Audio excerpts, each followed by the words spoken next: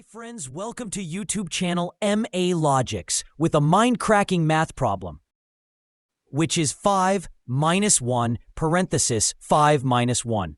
But twist is that its answer is not what you mostly people are thinking, because it's not 16.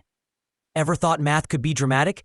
5 minus 1 parenthesis 5 minus 1 is not 16. It's a mathematical twist. Ha ha ha. Okay. Let's spill the beans. The correct solution is as follow.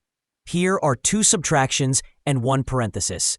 And we know the rule of PEMDAS. According to this rule, priority shift from left to right.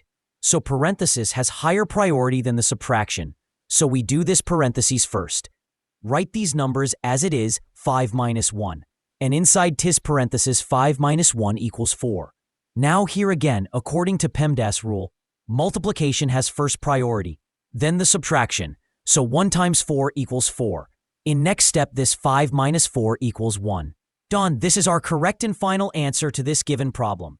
Friends, show support by like and subscribe our channel to stay tuned. See you in next video. Till then, take care and stay safe.